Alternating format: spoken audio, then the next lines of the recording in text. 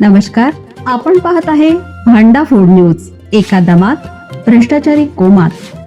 Social media, कर्जबाजारी, गुन्हेगारी, सट्टेबाजी, चोरी, मटका, जुगार, दारू, सावकारशाही, न्यायाच्या प्रतीक्षेत प्रशासन.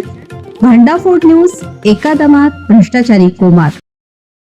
बनावट रक्तचंदन झाडाचे रेल्वेकडून 1 कोटी घेतले. यवतमाळच्या त्या शेतकऱ्याचं निधन. कोर्टात काय होणार? यवतमाळ जिल्ह्यातील खर्शी तालुका पुसद येथे सापडलेल्या कथित 1 कोटी रुपयांच्या रक्तचंदन वृक्षाच्या प्रकरणाला आता नवे वळण मिळालं आहे. तपासणीत हा वृक्ष प्रत्यक्षात रक्तचंदनाचा नसून बीजासाल असल्याचं स्पष्ट झालं होतं. दरम्यान या वृक्षाच्या मोबदल्यासाठी न्यायालयात लढा देणारे शेतकरी केशव तुकाराम शिंदे यांचे हृदयविकाराने निधन झाले आहे. त्यामुळे आता दिलेल्या मोबदल्याची रक्कम परत मिळवण्यासाठी रेल्वे प्रशासन मुंबई उच्च न्यायालयाच्या नागपूर खंडपीठात प्रयत्न करत आहेत. या प्रयत्नाची सुनावणी न्यायमूर्ती अनिल किलोर आणि न्यायमूर्ती राजेश वाकोडे यांच्या खंडपीठासमोर झाली. याचिकेनुसार शेतकरी केशव शिंदे यांची जमीन वर्धा यवतमाळ नांदेड रेल्वे प्रकल्पासाठी संपादित करण्यात आली होती. त्या जमिनीवर असलेल्या कथित रक्तचंदनाच्या झाडासाठीही मोबदला देण्याची मागणी करण्यात आली होती. शासनाच्या नोंदीत हे झाड चंदन म्हणून नमूद असल्याने न्यायालयाने तात्पुरता मोबदला म्हणून 1 कोटी रुपये जमा करण्याचे आदेश दिले होते. त्यापैकी 50 लाख रुपये शेतकऱ्याला काढण्याची परवानगी देण्यात आली होती. नंतर वन विभागाच्या मदतीनं तपासणी आणि मूल्यांकन करण्यात आलं.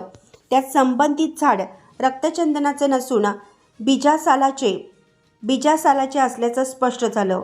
त्यानुसार झाडाचं मूल्य फक्त 10,981 रुपये इतकं असल्याचं आढळलं. झाड तोडण्याचा खर्च 1,213 रुपये वजा केल्यानंतर शेतकऱ्याला मिळणारी प्रत्यक्ष रक्कम केवळ 9,768 रुपये इतकी राहते. या पार्श्वभूमीवर रेल्वे प्रशासनाने न्यायालयात अर्ज दाखल करून दिलेल्या 50 लाख रुपयातून वरील रक्कम वजा करून उर्वरित रक्कम परत करण्याची मागणी केली आहे. तसेच न्यायालयात जमा असलेले आणखीन 50 लाख रुपयेही रेल्वेला परत मिळावेत अशी विनंती करण्यात आली आहे. दरम्यान शेतकरी केशव शिंदे यांचे निधन झाल्यामुळे त्यांच्या पत्नी, मुलगा आणि मुलींना या प्रकरणात प्रतिवादी म्हणून समाविष्ट करण्याची विनंती रेल्वेने केली होती. न्यायालयाने ती मान्य केली आहे. या जमिनीच्या भूसंपादनाशी संबंधित प्रकरण सध्या पुसद येथील कनिष्ठ न्यायालयात प्रलंबित आहेत. या प्रकरणाचा निकाल लागल्यानंतर रक्कम परत करण्याबाबत निर्णय घेऊ असा युक्तिवाद शिंदे यांच्या वारसदारांकडून करण्यात आला.